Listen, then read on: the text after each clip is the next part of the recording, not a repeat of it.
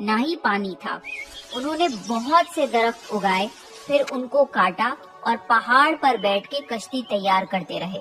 لوگ جب نوح علیہ السلام کو کشتی بناتے ہوئے دیکھتے تو ان کا بہت مذاق بناتے اور کہتے یہ کیسا مجنون ہے جو پہاڑ پہ کشتی بنا رہا ہے۔ دھیرے دھیرے بہت محنت کے بعد ایک بہت بڑی کشتی تیار ہو گئی۔ ایک جگہ آتا ہے کہ نوح علیہ السلام نے یہ کشتی 100 سال میں تیار کی۔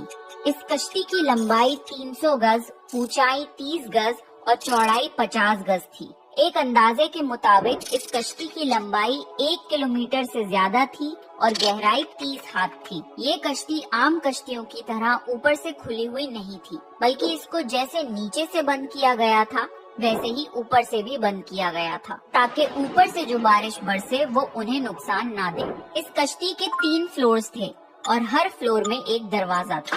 اللہ نے نوح علیہ السلام کو حکم دیا کہ مومنوں کو اور اپنے گھر والوں کو اور زمین پر بسنے والے تمام جانوروں کا جوڑا جوڑا اس کشتی میں سوار کر لو۔ پھر اللہ نے آسمان اور زمین میں سے پانی کھول دیا اور سیلاب آ گیا۔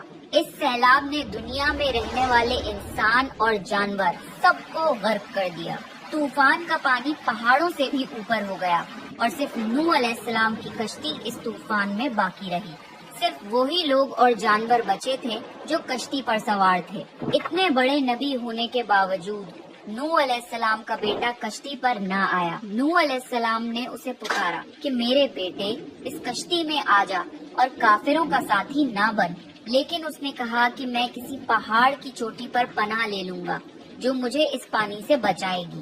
نوح علیہ السلام نے فرمایا کہ آج اللہ کے حکم سے کچھ بچنے والا نہیں مگر وہ ہی جس پہ اللہ رحم کرے۔ باپ اور بیٹے کے درمیان یہ گفتگو جاری تھی کہ ایک طوفانی موج نے ان کے بیٹے کو غرق کر دیا۔ جب نوح علیہ السلام کے سامنے ان کا بیٹا غرق ہو گیا تو ان کی آنکھوں میں آنسو آ گئے اور وہ پکار اٹھے، اور تو نے مجھ سے وعدہ کیا تھا کہ میرے گھر والوں کو نجات عطا فرمائے گا، اور تو تمام حاکموں میں سے بہتر حاکم ہے، لہٰذا یہ ناممکن ہے کہ تیرا وعدہ پورا نہ ہو۔ اللہ نے فرمایا اے نوح وہ تیرے اہل سے نہیں تھا کیونکہ وہ کافر تھا۔ کفر نسب کو ختم کر دیتا ہے۔ اللہ نے نوح علیہ السلام سے فرمایا کہ آپ ہرگز وہ چیز نہ مانگیں جس کا آپ کو علم نہیں۔ نوح علیہ السلام یہ بات سمجھ گئے اور فوراً اللہ سے توبہ کی۔